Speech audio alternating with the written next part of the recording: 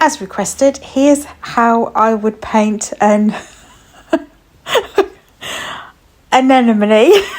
It still came out wrong. I've been practicing how to say it. Anemone. There we go. I'm not saying it again. Okay, so I would start off with a circle of dots. I don't know why I didn't paint just the circle. There's no reason why you can't do that. I just went in with the circle. I'm using purple and cobalt blue from my Kuritake Gangsai Tambi range of colours from the 48 set. Feel free to choose whatever colour you have got. And then this is the main bit, the petals.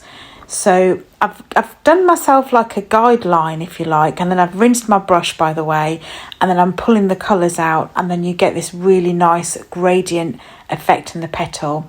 So there's my two guidelines, and then I'm just pulling the colours out really gently, really carefully with my Princeton Neptune brush size 8, and just creating the petals and making them look nice. So let's do that again. Pull the colour out. Now this has gone a little bit too dark, so really I need to rinse my brush. So I'm rinsing my brush, dabbing it on the cloth a tiny bit, and then just going back and just gently pulling out the colours. Because the brush is clean, it shouldn't be too much, it shouldn't be too intense.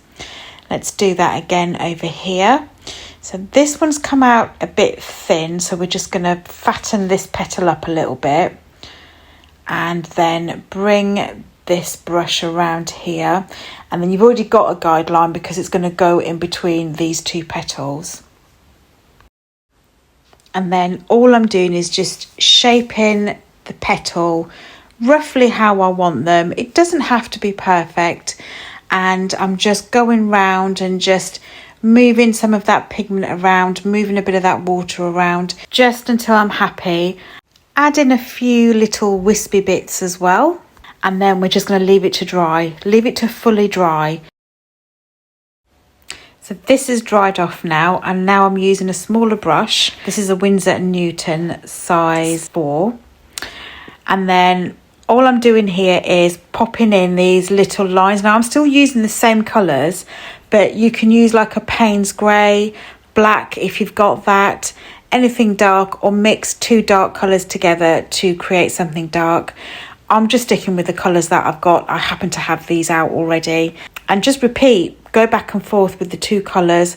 I'm popping in these little lines and putting in little dots at the top, just to give it that look of seeds in the centre of the flower, similar to how I did the sunflower. I'll leave that link in the description box if you want to have a look at those. That one I did in part 1 and part 2, so I'll leave both of those for you. I've kept in how I'm picking up the colour straight from the pan and how much colour I'm actually picking up, because sometimes I don't show you that because that's in the background. I figure it's boring. But I just wanted you to see exactly how much pigment I am picking up, just so that you get an idea. So still with that same small brush, I'm adding in these really tiny little veins. I'm using quite light pressure, not too heavy. Just be careful you don't accidentally touch the seeds that we've just added in. You can wait for it to dry again if you want. And then with a bit more of that purple, I'm just going round the edges and then just softening the paint a little bit, just to make it look a little bit more 3D-ish. If you've been to my channel before, I don't go for realism. I'm not aiming for that. I just want something to look nice. That's all I'm going for. And to paint a really nice flower, really nice colours. So don't feel like you have to be 100% perfect, and you can practice this a few times with a few different colours. This one is some olive green, and I thought I'd just add a few little leaves to it as well. All I'm doing here is just a stem and then just lots of little lines, just to give it a different leafy look compared to the leaves I've done before. And this is really easy. I'm 100% positive you can do this as well. Vary the pressure of the little lines that you're doing and see what it looks like, and then you'll understand how to get those different tones and different effects within this kind of leaf. It's optional though, it's entirely up to you if you want to add leaves or not. I just thought it would just make this little composition look nice, and it's just one small flower. So I added in some more leaves exactly the same way, exactly the same technique. So it's up to you if you want to do that. And then once you're happy with that, I did add splatter. Again, it's optional. I just feel like it just looks so nice with splatter. And then I just painted in that centre with the cobalt blue and a little bit of that purple, but keep a little bit of the white. Keeping some of the white is really important when you make your flowers with watercolour painting. It just makes it look like there's highlights.